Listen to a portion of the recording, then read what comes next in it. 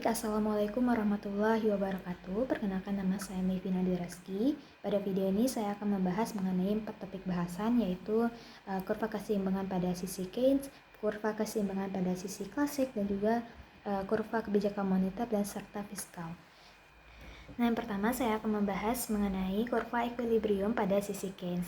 Nah, di sini ada dua gambar. Saya akan membahas gambar yang sebelah kiri terlebih dahulu, yaitu kurva keseimbangan dari pasar barang dan pasar uang. Di sini pada sumbu vertikalnya ada R ataupun tingkat bunga, dan sumbu horizontalnya yaitu ada Y. Nah, di sini kurva IS itu terlihat bahwa bergeser ke kanan. Nah, pergeseran ke kanan ini disebabkan karena adanya permintaan agregat. Nah, permintaan agregat yang bisa disebabkan dengan peningkatan pengeluaran pemerintah ataupun peningkatan pada investasi. Nah, bergesernya kurva IS ini akan menyebabkan pendapatan agregat itu akan bertambah, yang ditandai dengan Y0 yang bergeser ke Y1. Nah, kemudian pada tingkat suku bunga dapat kita lihat tingkat suku bunganya itu meningkat dari titik R0 menjadi R1. Nah, kemudian pada kurva LM, yaitu kurva pasar uang, itu ketika permintaan agregat meningkat, maka jumlah uang yang beredar itu banyak, dan sehingga untuk mengatasi keseimbangan ini, kurva LM itu akan bergeser ke atas untuk menyeimbangkannya dengan meningkatkan tingkat suku bunga. Terjadinya peningkatan suku bunga ini akan menekan investasi, sehingga pendapatan agregatnya itu akan berkurang menjadi Y2. Nah, kemudian yang kedua itu yang sebelah kanan itu ada kurva tenaga kerja ataupun pasar tenaga kerja, yaitu pada sisi vertikal ada upah dan pada sisi horizontal itu ada jumlah tenaga kerja. Nah, ketika adanya peningkatan output, maka perusahaan itu akan mendorong untuk menambah jumlah tenaga kerjanya. Nah, di sini pada kurva P0 Fn dan dan bergeser ke atas menjadi P3 Fn, terjadi peningkatan jumlah tenaga kerja. Nah, di sini juga ditandai dengan N0 yang bergeser ke N1. Nah, kemudian karena perusahaan terdorong untuk menambah jumlah tenaga kerja, maka penawaran jumlah tenaga kerja juga akan meningkat. Di sini ada P0 bintang menjadi P1 bintang, P1 bintang. Nah, kemudian peningkatan jumlah penawaran tenaga kerja itu akan seiring dengan peningkatan pada jumlah upah. Di sini dapat kita lihat bahwa upah itu juga akan turut meningkat dari W0 menjadi W1. Selanjutnya itu ada kurva equilibrium menurut klasik. Nah, jadi pada dasarnya hampir sama dengan kurva Keynes. Di sini IS itu bergeser ke atas karena adanya permintaan agregat yang lebih tinggi ataupun yang disebabkan oleh peningkatan konsumsi, peningkatan investasi atau pengeluaran pemerintah yang akan mengakibatkan pendapatan nasional itu akan meningkat, yang ditandai dengan Y0 itu bergeser ke Y1. Nah, kemudian pergeseran IS ini akan menimbulkan excess demand yang pada akhirnya LM itu akan meningkatkan tingkat bunganya untuk menyeimbangkan. Nah, di sini LM itu akan menggeser kurvanya ke atas, sehingga tingkat bunganya itu akan meningkat dan akan menekan investasi konsumsi yang sebelumnya, dan pada akhirnya pendapatan nasional itu akan kembali ke titik semula di Y0. Di gambar kanan itu ada labor market menurut klasik. Jadi di sini ada kurva W sama dengan Fn. Jadi W sama dengan Fn ini menandakan bahwa kurva permintaan tenaga kerja. Jadi ketika upah itu meningkat, maka jumlah tenaga kerja itu akan menurun.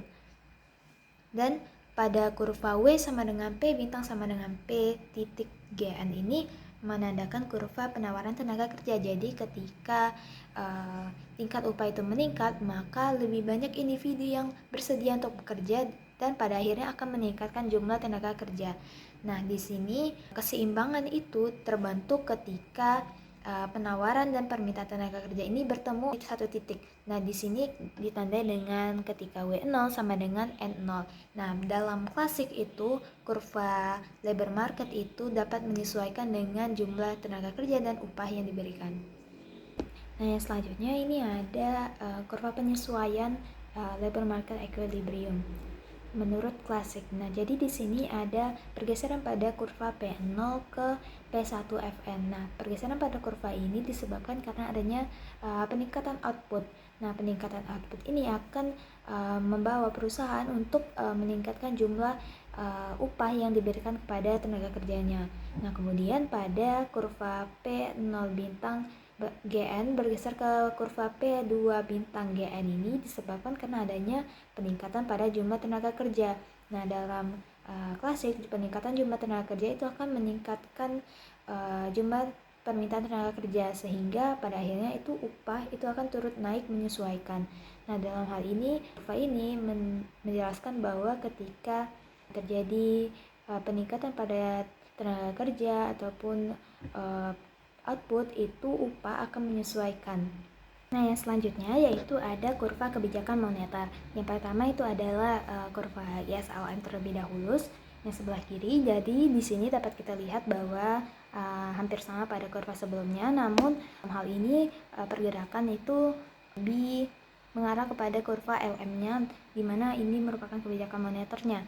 Nah, dari sini apabila pemerintah ingin melakukan kebijakan moneter yang bersifat ekspansif, maka pemerintah bisa melakukan penurunan pada tingkat suku bunga. Dari sini dapat kita lihat bahwa kurva LM0 itu akan bergerak ke bawah apabila terjadi kebijakan moneter yang ekspansif, yaitu peningkatan jumlah uang yang beredar dan yang pada akhirnya itu akan meningkatkan investasi, konsumsi, dan sebagainya.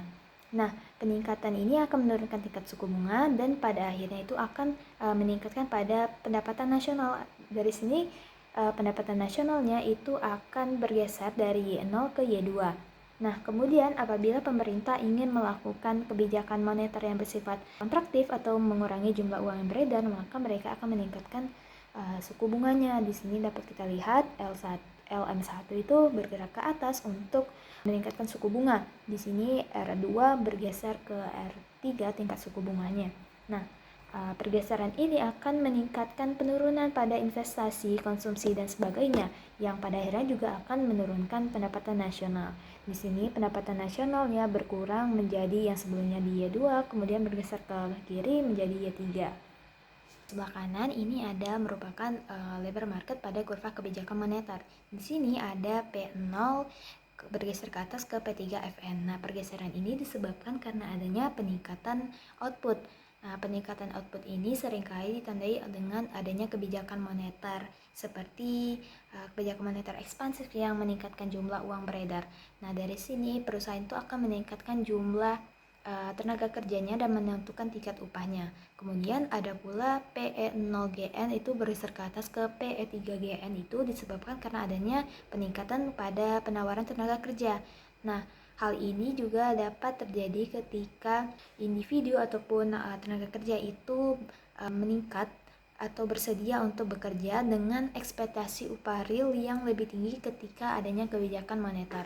Nah, kebijakan moneter ekspansif itu dapat meningkatkan upah nominal. Nah, kebijakan moneter ekspansif yang dapat meningkatkan tingkat upah nominal tadi itu karena adanya produktivitas tenaga kerja yang lebih tinggi dan peningkatan permintaan tenaga kerja. Selanjutnya adalah kebijakan fiskal.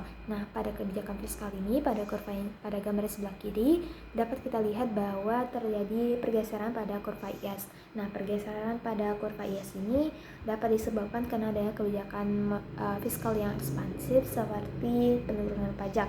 Nah, penurunan pajak ini akan meningkatkan pendapatan secara agregat.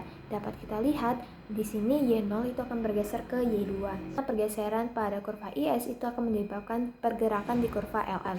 Nah, mengapa titik keseimbangannya itu hanya bergerak di kurva LM? Karena di sini penawaran uang itu masih dianggap konstan. Pergerakan kurva LM sebelumnya di titik tingkat suku bunga R0, kemudian pada pendapatan agregat Y0, karena adanya pergeseran kurva IS, maka tingkat suku bunganya naik menyesuaikan karena adanya permintaan uang tadi menjadi di R2 dengan tingkat pendapatan agregat di Y2. Nah, kemudian apabila pergeseran dari kurva IS ini menyebabkan terjadinya permintaan uang dan juga penawaran uang yang meningkat, maka kurva LM ini akan bergeser ke atas sehingga tingkat suku bunganya akan kembali naik dan juga menekan adanya permintaan agregat yang secara berlebih sehingga pendapatan agregat itu akan turun ke Y3 yang di sebelah kiri. Selanjutnya sebelah kanan yaitu ada kurva labor market dari kebijakan fiskal. Di sini ada kurva P0FN yang merupakan kurva yang menunjukkan tingkat output dan juga tingkat harga awal. Nah, di sini dapat kita lihat kurva P0 ini bergeser ke atas ke P3. Nah, karena adanya peningkatan agregat tadi, maka terjadi peningkatan output dan juga tingkat harga juga naik. Nah, kemudian pada kurva PE0GN itu bergeser ke atas juga menjadi PE3GN. Nah, pergeseran ini karena adanya peningkatan output tadi. Perusahaan akan mendorong lebih banyak permintaan tenaga kerja, sehingga permintaan tenaga kerja itu naik dan juga ekspektasi upahnya itu akan naik. Di sini dapat kita lihat bahwa upahnya sebelumnya itu berada di rentang W0 dengan jumlah tenaga kerja itu N0. Nah, ketika adanya kebijakan fiskal, maka upah itu akan naik menjadi di W3 dan juga jumlah tenaga kerjanya berada di N3. Nah, selanjutnya yang NF ini merupakan jumlah tenaga kerja ketika adanya full employment.